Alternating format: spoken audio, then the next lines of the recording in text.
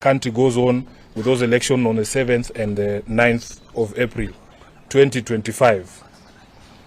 Then the county elections coordinators for Nairobi, all of them, the chair of the coordinators in Migori and some of the coordinators from Siaya counties are to be replaced with immediate effect. New coordinators shall be announced to take up those slots by the National Elections Coordinating Committee prior to the 7th of April 2025. In addition, the party Central Committee this morning confirmed receipt of the resignation of the Honorable Abdisalan, who was until today our National Organizing Secretary, following his nomination for the position of PS. We offer him our best wishes as he goes for vetting this Friday and in his new role, should he get it. In the meantime, the committee has proposed Governor Ahmed Abdullahi G, who is the governor of Wajir, to take his place. Finally, the party takes strong exception to recent and founded allegations made by some Azimio La Umoja leaders of alleged interference by ODM in the ongoing process of reconstituting the Iebc. For the record, this process is being conducted in full accordance with the NADCO report. It is also common knowledge that NADCO was chaired by none other than the Honorable Kalonzo Musyoka, the leader of the Wiper Party. Kenyans are fully aware that the inordinate delay in commencing this exercise was due to the failure to resolve the nomination of the Wiper representative to the selection panel, following the support of ODM, both at the PPLC and in court, including affidavits sworn by our very own Junet Mohammed here. Wiper got its rightful slot, and as we speak, Wiper's nominee to the panel, Koki Muli, has been part of the process from the shortlisting to the ongoing candidate interviews. In fact, one of the candidates who've been shortlisted as a member of the commission is Honorable Musyoka's advisor, and this is fully within the candidate's constitutional right. Further, the law grants the selection panel the authority to determine its own procedures, granting it operational autonomy in executing its mandate. The panel should be allowed to independently execute its mandate without political interference or indeed any other interference. We view the accusation by a section of Azimio leaders as an attempt to preemptively discredit the panel and the outcome of the entire process.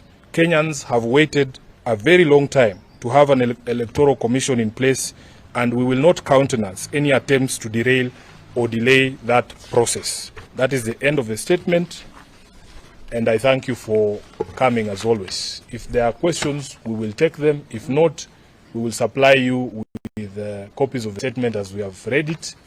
But I will ask that if you have questions, Eric, I can see you. Please let it be within the purview of the matters we have addressed today.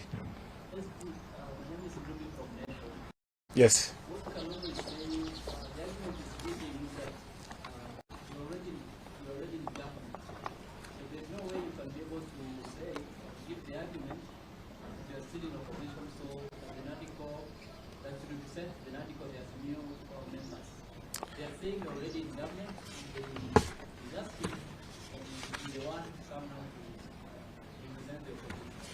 I think Honorable Kalonzo Musyoka is a senior counsel, is a seasoned lawyer, and he understands the import of being together in government or being in the opposition.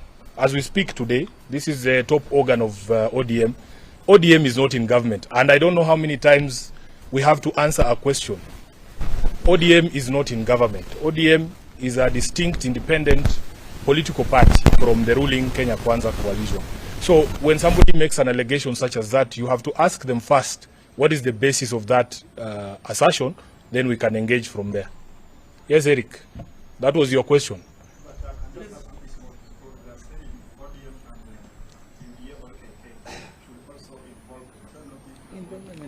But Eric, we have stated in our statement that the selection panel. Let me just say, we have stated in our statement that the selection panel is supposed to work independently. They are not consulting ODM on who's going to be the chair of IEBC. If that were the case, then we would call all those candidates here, and this team here would be the one to conduct the interviews. But ODM is not the panel. The right chairman for ODM has not applied. Yeah, I mean, so if we were consulted, I would probably find a very good chairman for. But that is not my job. It's a job of the panel. Yes. Please introduce yourself. My name is Blackman From? Iebc. Yes. Yeah. Most of the time, political parties are asking for the free and fair election. Now, when all parties are demanding for the individual representing Iebc, are we going to start for a free and fair election? That is why we set up a law that sets up an independent panel, because at the end of the day, Kenya has almost 100 registered political parties. Yeah, so that if you remember the process of how we arrived here, there was an ADCO process which Kalonzo and Honorable Ichung'wah chaired. We agreed on the representation on that panel. We agreed that there would be representation from the minority side in the House, two, and then two from the majority side. We have a representative from the Law Society of Kenya. We have a representative of Iebc, the body governing accountants. Then we have a representative from the political parties liaison committee. And in fact, there is one who's supposed to represent non-parliamentary political parties. They are there. And then representatives of the religious community. That is a broad representation of the society in Kenya. It cannot be up to the political players alone.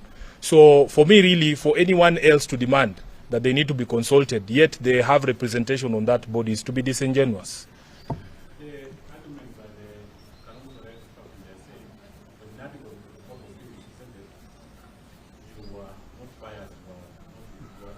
I think we have answered that question. When you allege bias, you must show that bias. And we are all very clear. You cannot force me to be with someone. ODM is a very bold party. The day that you decide to go with someone, you will do it. But they cannot just force us to be in places where we are not. I will take the last question. Yes. My name is Romano from West TV. As ODM, from where you sit, are you confident with the whole process as it's going on by the selection panel? We are confident that the men and women who are selected to represent the various organizations, including the minority party, which ODM is part of, will do the best in the interest of the country and in accordance with their oath of office. So, yeah, let them do their job, please. I think we should allow them to do the job. And we can talk about the outcome later. Asante sana, Mungu awabariki. You are Nikali. Sifuna.